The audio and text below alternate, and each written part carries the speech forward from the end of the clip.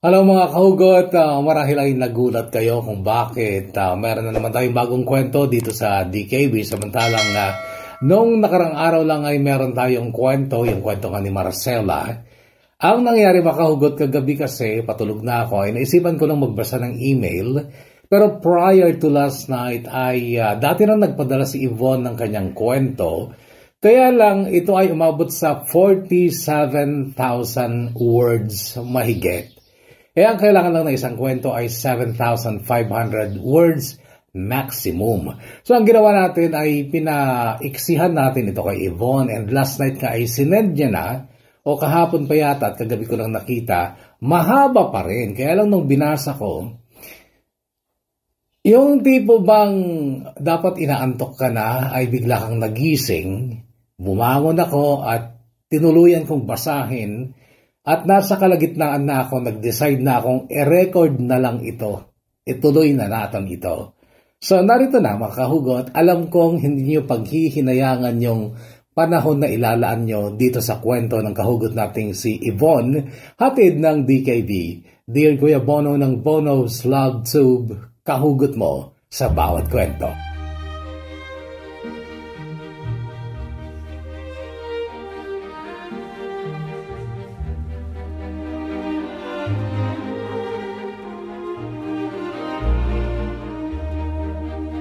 Dear Kuya Bono, just call me Yvonne, 38 years old. Avid listener at follower niyo po ako since na-discover ko yung mga channels mo. OFW ako ng Taiwan, nag-aalaga ng matanda. At kung bakit ko naisipan na mag-abroad, syempre para mag-move on. Charot lang. Sa totoo lang marami pong dahilan. Para sa pamilya, sa sarili, at sa pangarap. Mahirap lang kami. We're 7 siblings, at ako yung bunsong babae. Noong bata ako, madalas one day, one meal lang. Kaya yung mga kapatid ko, maagang nakipagsapalaran at nagsipag-asawa. 1999 nag-graduate ako ng elementarya. High school ay self-supporting na ako. Palipat-lipat ng trabaho o amo hanggang sa nakapagtapos ng college. Hindi po ako matalino. Naniniwala kasi ako na hindi lang talino ang sukutan sa buhay. Nasa diskarte at pagsisikap yan. Bobo man or matalino, depende pa rin yan sa tao. Nasa bukid ang lugar namin somewhere in Visayas. Noon, madalas kaming nakikikain sa kapitbahay kapag may handaan. Yung birthday cake, gusto ko sana makatikim. Sabi ko pa, masarap kaya yan? Parang tingin pa lang kasi ay ang sarap-sarap na. Yung mapapalunok ka na lang ng laway kasabay ng bawat subo nila.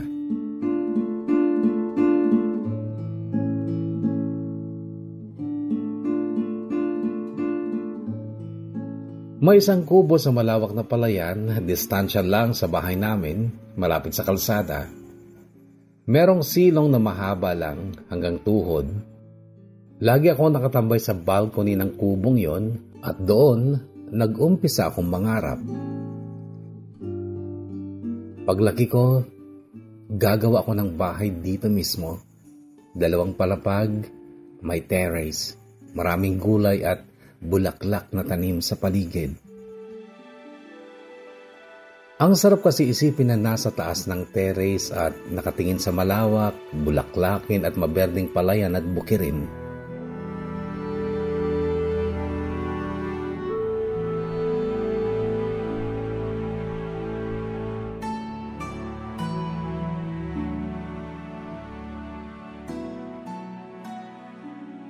Dati nung ako'y nag-aaral pa, kahit tubig na lang ang laman ng tiyan, hindi sumagi sa isipan ko ang gumawa ng masama, magkapera lang. Kapit lang tayo kay Lord sa panalangin. Kung my love moves in mysterious ways, meron ding God moves in mysterious ways. Merong tao na ipapadala si Lord para tayo ay tulungan. Mahirap ang working student pero nakaraos naman. Kaya nung nakatapos ako ng college, Salamat sa Diyos ay nag-apply kaagad ako ng trabaho. Naging sales clerk ako sa isang kumpanya ng mga appliances and furniture. Doon ko na rin nakilala si Vic.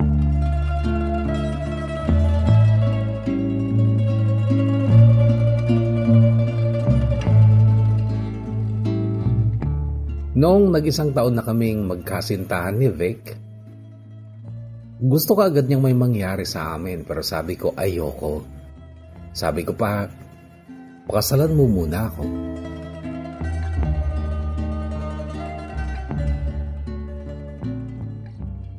...2007, ikinasal kami, Kuya Bono.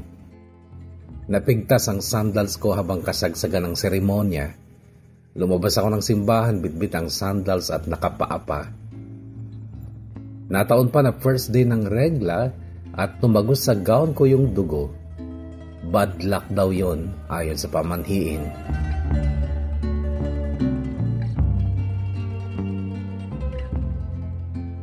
Year 2008, nanganak ako sa panganay namin. Nagpatayo kami ng sarili naming bahay, katabi ng bahay ng parents ni Vic. 2010, lumipat kami sa sarili naming bahay. Hindi pa man fully furnished. Isang kwarto lang yung sinirado, nilipatan na namin. Inunti-unti hanggang sa matapos ito. Yung pangarap ko na bahay na may terrace, hindi na natupad. Pinagpatuloy na lang kasi yung pinaplano ng nanay niya at kapatid ni Vic na karpintero. Doon sa lugar nila ang dami kong pagtitiis, Kuya Bono. Lagi kami nag-aaway. Unang buwan pa lang simula nung lumipat kami, pansin ko na agad na parang may mali.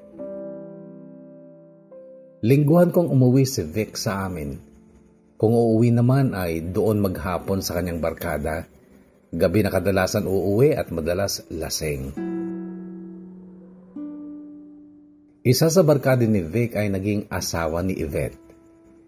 Si Yvette na ex-girlfriend ni Vic, nakalaunan ay nagiging kabit. Si Yvette na asawa ni Roy na kapitbahay namin na barkada ni Vic. Yes, Kuya Bono, ang mag-ex na Vic at Yvette ay nagkabitan. Doon ko natanong ang sarili ko kung anong kulang sa akin. Pangit ba ako? Kapalit-palit ba ako? Charot lang. Pero totoo, to the point na nahawaan pa nila ako ng sakit. Alam mo yung pigil na pigil ako, yung nakikita ko yung mga solyapan at harutan nila, nababasa ko yung mga teksta nila, nakikita ko sa call history na lagi silang nag-uusap.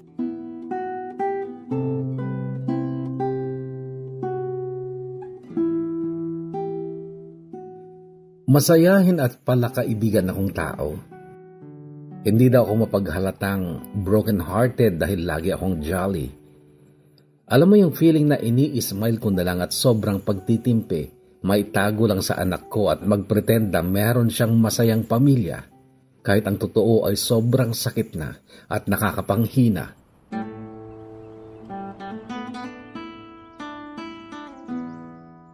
Nagpakatanga, na-depress, nag-self-pity, na-stress, lahat na. Pero nilabanan ko yun. Every time na magkasalubong kami ni Yvette, ngumingiti ako sa kanya. Sa ganong paraan man lang maibsan ko ang nakatagong sakit sa kalooban ko. Nag-away na din kami ni Yvette, minsan sa text. Hindi na kasi ako nakapagpigil nung araw na yon. That day, wedding anniversary namin ni Vic. Sa kalagitnaan ng aming labing-labing may biglang nag-text. Binasa ni Vic at pinasok agad sa bulsa ng short niya ang cellphone. Nagpatuloy siya sa ginagawa niya sa akin. Yung kamay ko busy sa pagkapkap sa bulsa ng short niya para makuha ko yung cellphone. Nung wala na siyang damit at akmang huhubaran niya ako, tsaka ko palang siya tinulak. Nag-agawan kami sa cellphone. Bigla-biglang nanamlay ang patotoy niya. Tumakbo ako sa labas at hindi niya na ako nasundan kaya doon ko na kinompronta si Yvette. Sinabi ko sa text gamit ang cellphone ni Vic, "Ako to si Yvonne. Ganyan ka na ba kadesperada? Huwag mo sabihin sa akin yan. Si Vic ang pagsabihan mo. Ipasok mo sa baga mo ang asawa mo. Ganito ang reply ni Yvette. Oh, really? Bakit ikaw lagi na nahuhuli ko sa missed calls at receive calls ng asawa ko?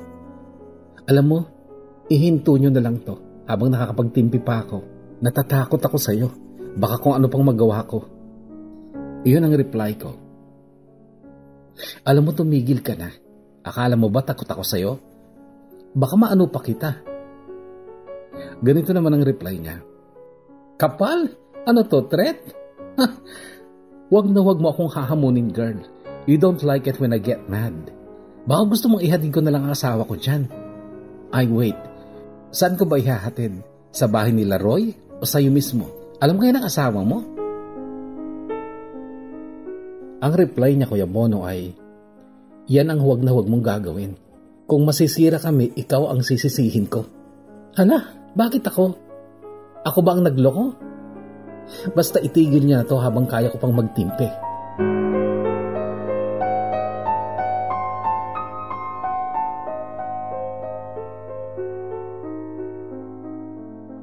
Hindi ako eskandalosa, Kuya Bono. Kahit gusto kong ingudgud yung pagmumukha niya sa rough road ay nagtimpi na lang ako. Hindi deserve mabuli ng anak ko dahil lang sa may history na ganitong gulo ang parents niya, if ever. Kalaunan nagsorry din naman sa akin si Yvette. I'm not sure kung tumigil na ba sila, pero wala na akong pakialam. Karma is real. Nalaman ni Roy ang kagaguhan nila, iniwan ni Roy si Yvette. Hindi na umuwi si Roy at nabalitaan ko na lang na nag-abroad na pala.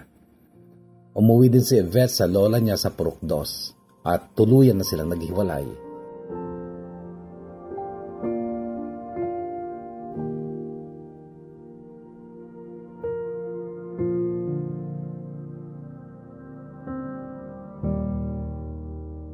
Dahil sa trauma at trust issues, konting galaw ni Vic, lagi na akong nagdududa. Hindi ko maiwasang ma-paranoid at mag-overthink. May baril si Vic that time. Pinagbili daw sa kanya ng kaibigan niya. Natakot pa ako bakit meron siyang ganyang gamit. Sabi niya self-defense daw. Mainitan ang ulo ni Vic at madalas makakita ng away sa inuman kasama ang mga barkada niya. Minsan ko na ding napag-isipan ng masama ang baril na yon. Iputok sa ulo ko. Tinesting ko muna sa may saging sa likod ng bahay. Muntikan pa akong matumba. Lakas ba naman ang impact? Diyos ko, kung iputok ko to sa noo ko, tiyak basag ang bungo ko. Doon pa lang ay natatakot na ako. Nanghingi agad ako ng sorry kay God sa takbo ng isipan ko noon. Buti na lang binenta rin ni Vic ang baril niya sa iba. Ramdam kong nakaka-trigger gumawa ng masama ang ganong gamit.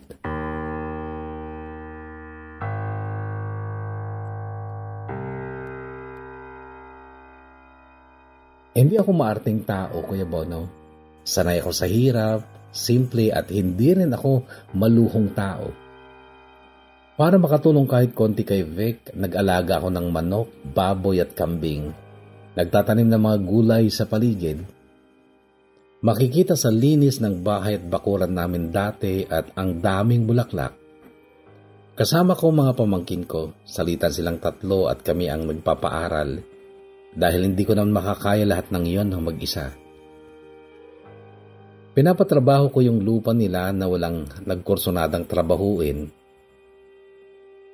Nanghingi ako kay Vic ng pangkapital. Tinamnan namin ng mais, mani, kamoting kahoy, kamote at iba pa.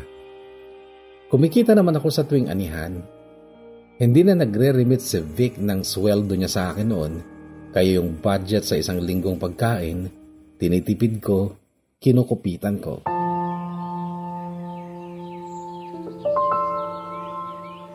Noong nakaipon na ako ng konti, nagbalak akong magnegosyo ng damit at footwears.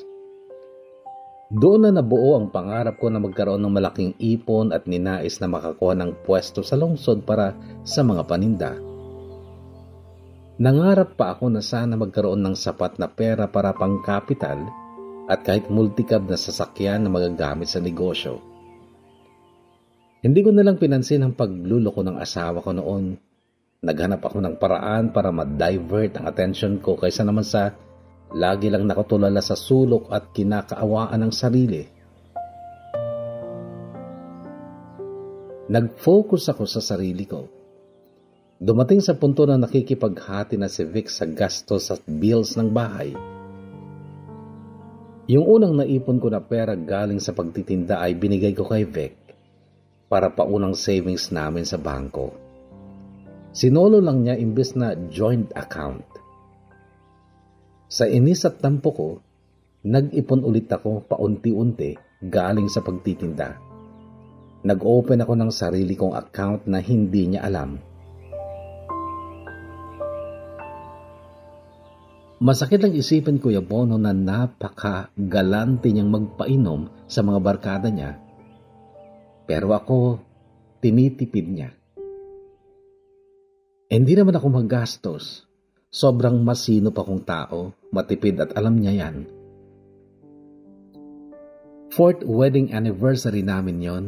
Merong konting handa at inimbita niya mga barkada niya at ibang friends namin. Nang lumalim na ang gabi, mga lasing na sila. 2 beses lumapit sa akin yung pinsan niya at ate pa nga ang tawag sa akin dahil nga binatilyo pa yon. Hindi daw dumating yung pinasa load ko kaya tumabi siya sa akin para i-type ulit yung number. Wala man lang akong kaalam-alam na nagsiselos na pala si Vic. Sa harap ng barkada niya, hinablot niya ang cellphone ko tsaka hinampas sa pader. Sinampal pa niya ako ng napakalakas sa harapan nila. Sobrang na-shock ako that time, Kuya Bono. Hindi man lang ako nakapagsalita. Nanigas ang buong katawan ko at natumba. Ang sakit ng pangyayaring yon. Anniversary pa talaga namin. Kaya simula noon, sinabi ko sa sarili ko na hindi na ako mag-celebrate ng anniversary.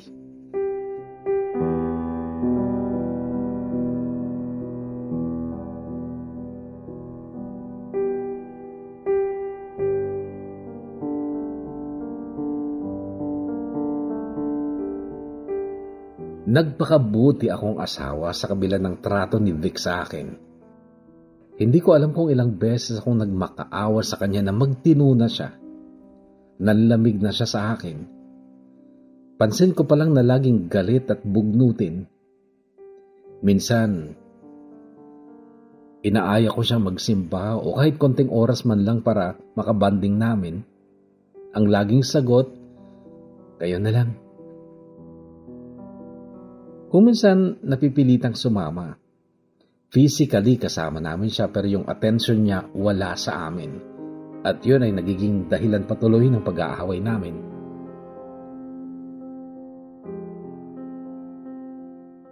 Nakiusap siyang sundan namin ang aming panganay.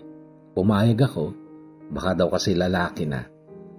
At pinagbigyan ko din Kuya Bono, baka nga kasi sa puntong yun ay magbago na siya.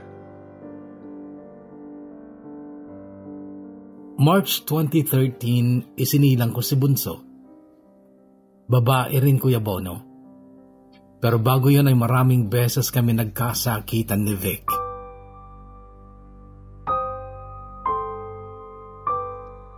Andun na yung pagsalitaan niya ako na baka hindi raw sa kanya ang pinagbubuntis ko.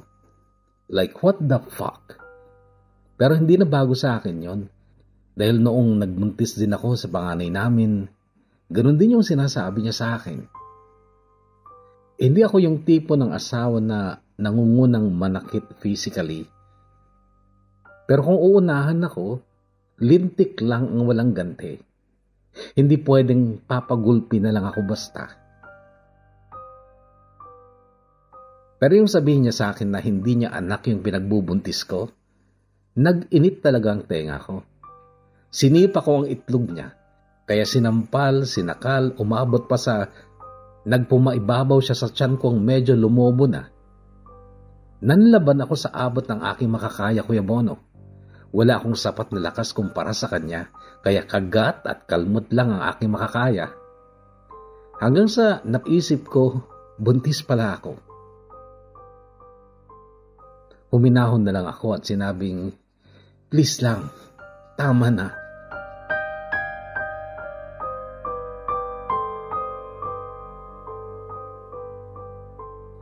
Hindi ako umiyak noon, Kuya Bono.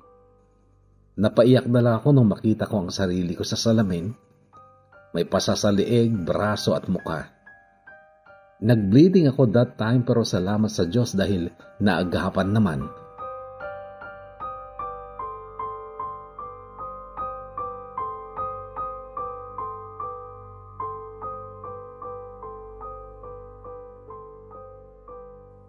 Maraming beses din ako naglayas pero ang ending, uuwi din kahit hindi pa naman pinapauwi. Inisip ko pa rin, konting pagtitiis pa. Pinagsasabihan ko ang sarili ko. Yvonne, pinasok mo to kaya panindigan mo ang buhay may asawa. Pagsubok lang to, malalagpasan mo rin lahat ng ito.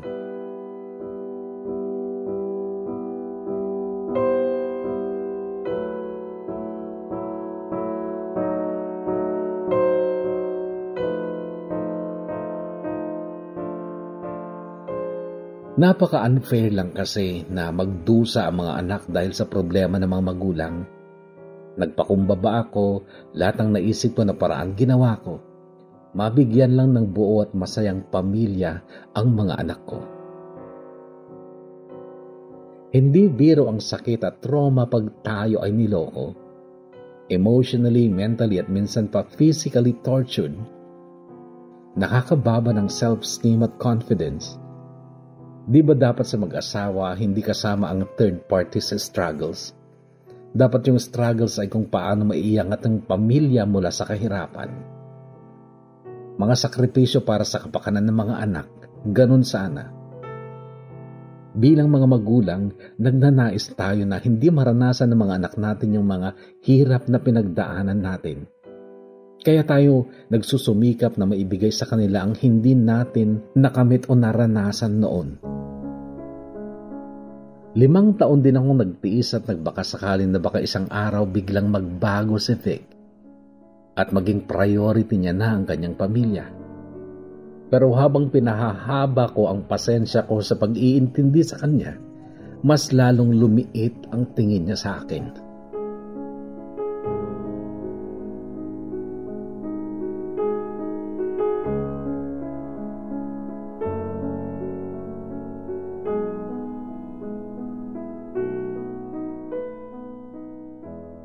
Madalas akong umiiyak mag-isa. Tatambay sa rocking chair sa balcony ng bahay namin, lalo na kapag kabilugan ng buwan. Kinakausap ko ang buwan na parang nakikinig sa akin. Sabi ko pa, hindi na ako masaya sa lugar na to. Sawa na ako dito. Sana bigyan mo naman ako ng sign, Lord. Nahihirapan na kasi ako dito.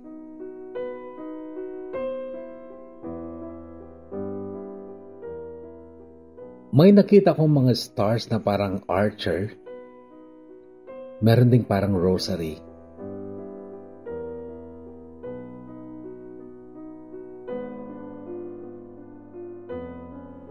Hindi ko maramdaman ang emotional security ng asawa ko. Wala akong peace of mind, laging nag-o-overthink. Gusto ko yung kahit simple, matiwasay at tahimik na buhay. Yung may peace of mind at hindi yung laging napaparanoid. Minsan pag magkaaway kami ni Vic, sabi ko pa, huwag mong hintayin aabot ako sa sukdulan. Baka pagsisihan mo mga ginawa mo sa akin. Sasagutin ba naman ako, Kuya Bono, ng ang OA ko daw? Wala na talaga siyang respeto sa akin. Sabi ko pa sa sarili ko, sige lang, tiis pa, Yvonne.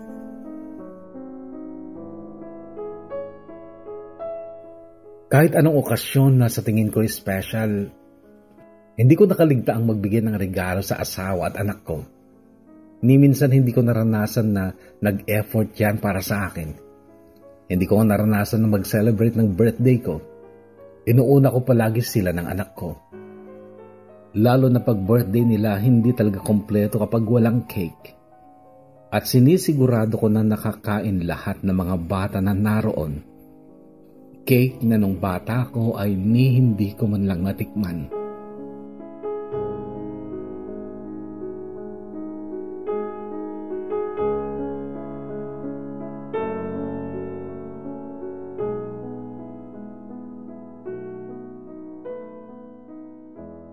Gusto ko makaipon ng mas malaki para sa plano kong negosyo at mapaaral mga pamangkin ko ng college. Nagsubok akong mag-apply abroad. Natanggap naman ako kaagad. Pero bago ako nakaalis, pinagdaanan ko ang sobrang hirap. Maliban sa panggasto sa mga papers, medical at training, meron pang placement fee at iba pa. Kaya nag-iwan ako ng malaking utang sa lending. Isang buwan bago ang flight ko, sinulit ko ang time na kasama ang mga anak ko. Pinasyal ko sila, nag-swimming kami, hatid sundo sa school, kakain sa labas, nagbabanding. Sa tuwing aayain ko ang tatay nila, laging sagot ay, kayo na lang. Nag-birthday si Vic bago ang flight ko, hinanda ko lahat ng paborito niyang pagkain. Meron din akong regalo sa kanya. Nag-swimming kami at alam kong napasaya ko naman siya sa birthday niya. Magkasunod lang birthday namin ni Vic, Kuya Bono, parehong buwan. Nung birthday ko na, hindi man lang siya umuwi. Tinext ko pa na sundan niya kami sa spring resort dahil gusto ng mga bata na magtampisaw. Bumili lang ako ng lechong manok at mga kakanin para doon na mag-lunch. Pero busy daw siya sa trabaho nila at hindi siya makakauwi. Kinagabihan nagtambay ako sa balcony ng bahay namin, nakatingin sa buwan, nagbakasakali na sorpresang uuwi ang asawa ko. Inabot na ako ng hating gabi. Sabi ko pa, sana mawala na lang yung pagmamahal ko sa asawa ko, Lord.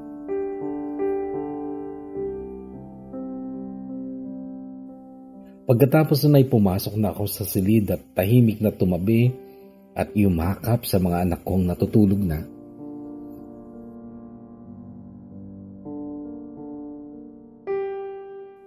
One week bago ang alis ko, natanggal si Vic sa trabaho at hindi ko alam ang dahilan. Hindi ko siya maintindihan. Laging galit at hindi maayos kausap. Laging umaalis, hindi ko alam kung saan nagpupunta.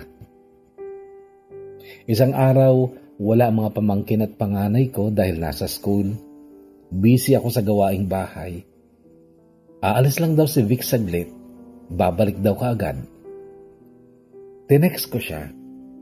Saan ka ba? Kakain na tayo. Mauna na lang daw kami ni Bunso. Nasa purok lang daw siya kasama ang barkada. Tinakpan ko muna ang pagkain sa mesa at karga-karga si Bunso, nagtungo ako sa purok. Pagbugad ko sa may likuran, nakita ko siya at kaibigan niyang may dalang foil at lighter. Hindi ako tanga para hindi maisip kung anong ginagawa nila. Yumugyog kaagad ang balikat ko, Kuya Bono, at bumalik sa bahay na umiiyak. O God, ngayon pa talaga? Bakit nagawa niya ito sa pamilya namin? Paano na yung mga anak ko? Nasabi ko na lang sa sarili ko. Sumunod si Vic sa bahay, tinanong ko siya, ano bang pinagagawa mo sa buhay mo? Hindi mo malang naisip ang mga anak mo? Yan bang ipapabaon mo sa akin pag alis? Please, umayos ka naman. Niyakap niya ako. Ngayon lang to. Hindi ako nagamit. Nagdidil lang ako. Hindi ko na kasi alam kung saan kukuha ng pera. Wala na akong trabaho. Yun ang paliwanag niya. What the fuck? Sa tingin mo ba nakakatulong yan? Pakakainin mo ang mga anak mo galing sa masama? Tandaan mo, walang gawain na masama na aani ng maganda. Kung ano ang iyong tinanim, yan din ang iyong aanihin. Vic, tatay ka na. Mag-isip ka naman ng tama. Aalis ako. Huwag kang mag-alala. Ako na munang bahala sa gastusin ng pamilya. Basta ihinto mo na yan, Vic. Maghanap ka ng marangal na trabaho.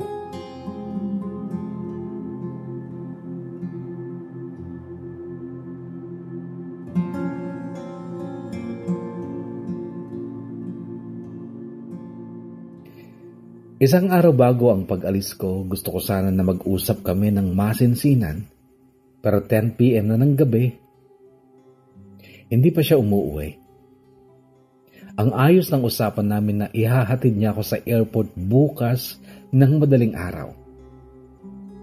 Tinext ko siya, umuwi ka na at maaga pa tayo bukas. At kasunod nun ay pumikit na ako. Nalimbungatan ako sa halik niya. Nanibago ako sa mga galaw niya. Tumabi siya sa akin at maya-maya ay may narinig akong motor sa labas ng bahay namin. Tinawag siya. Pare. Lumabas ka agad si Vic. At maya-maya ay pumasok ulit sa kwarto. Ang sabi niya sa akin, meron silang dala na 2 grande. Samahan ko lang sila. Promise hindi ako iinom. Umiyak na lang ako sa inis. Alam mo yun, aalis na nga ako bukas, barkada pa niya ang inuna.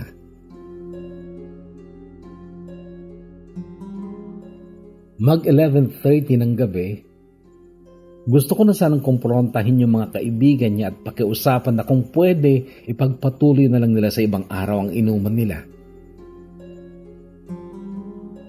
Pero paglabas ko wala akong nakitang tao sa balcony. Maulan, madilim, may kulog at kidlat pa nung gabing yon. Inikot ko yung bahay sa pagtatakang bakit sila nawala. Sa may kusina ako dumaan, nakita ko yung isang kaibigan niyang nagsindi ng foil, nakatago sa sulok ng kusina. Sinigawan ko. Buwisit kayo? Dito pa talaga sa bahay?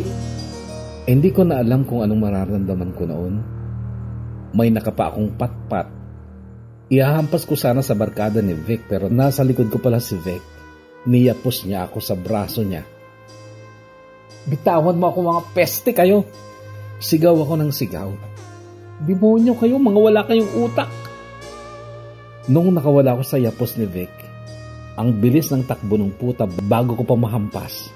Kaya pinagpapalo at sinipa ko yung motor ng barkada niya na nakaparking sa labas hanggang sa ito ay natumba.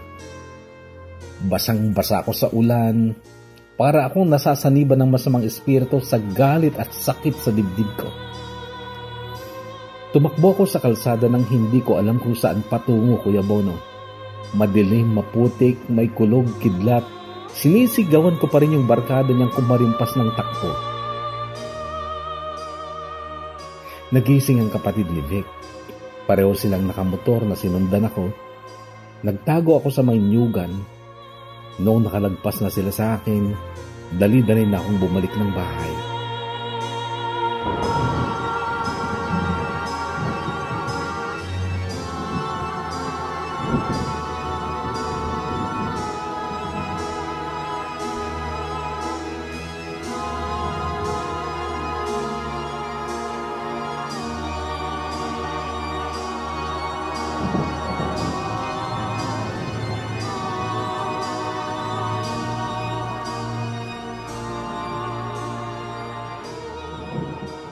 Mga lampas 12:00 na yun, Kuya Bono.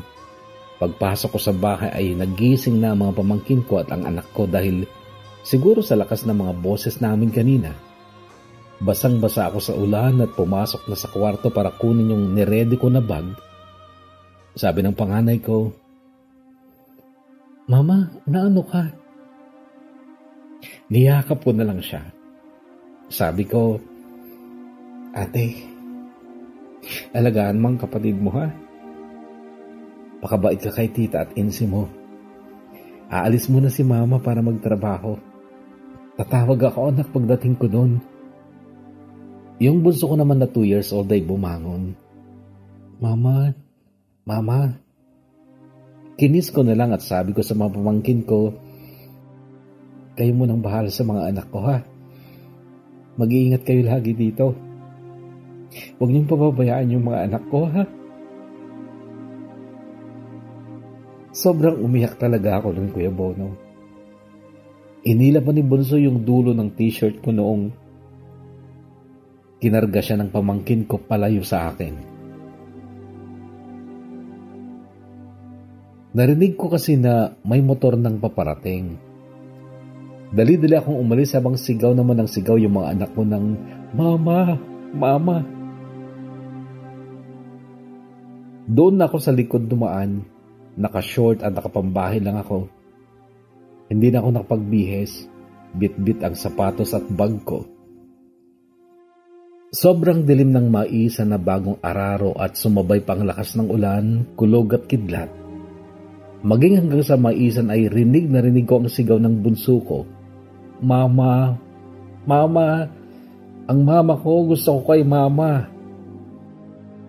Habang binabaybay ko ang maisa na sobrang putik, napigtas ang tsinelas ko, sobrang dilim. Ang tanging liwanag lang, Kuya Bono, ay kapag kikidlat at siyang naging gabay sa akin para makarating sa barangay road.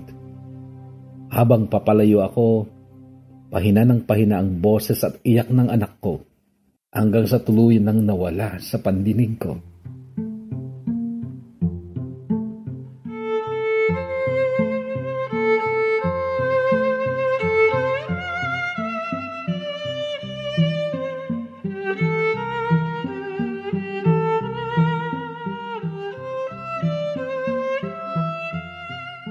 Walang mapaglagyan ng bigat at sakit sa aking nararamdaman. Naghalo na ang luha at ulan sa mukha ko.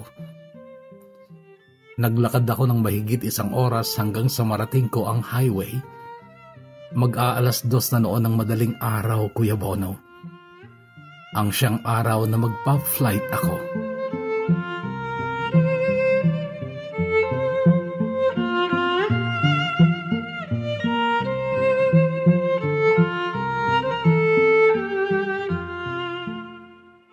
Napakasaklap, kahugot, lalo na sa mga nasa abroad o naranasan mag-abroad. Ako mismo ay espesyal ang aking flight noong first time ko. Exciting. Pero kumpara naman dito sa kahugot nating si Yvonne ay napakasaklap, hindi ba? Yung kanyang pagpa-flight. Na-imagine mo yon, malakas yung ulan, may kulog, kidlat, at dumaan pa siya sa bangkag, ang tawag namin doon ay yung tumana, at kaaararo lang. Umulan pa, putik-putik, abroad yun. Napakasaklap, kahugot, pero mahaba pa talaga at marami pang mangyayari sa buhay ni Yvonne, mga kahugot. So, antabayanan na lamang ang part 2 dito lamang sa DKB ng Bonus Love Tube. At sa mga shoutout ninyo sa part 2 na lang, okay? So, antabayanan, hindi magtatagal kasi kumpleto na yung kwento na-edit na rin. Masyado lang mahaba. At alam niyo naman dito sa YouTube, kapag mahaba yung iyong kwento, napakatagal i-upload. So, kailangan nating minimize talaga. Okay? Na as much as possible ay 45 minutes hanggang 1 oras lamang ang haba na isang video. So, antabayanan ng part 2 ng kwento ni Yvonne dito lamang sa DKB. Dear Kuya Bono ng Bonus Love Tube, kahugot mo sa bawat kwento. Stay healthy, kahugot, stay safe, and God bless us all.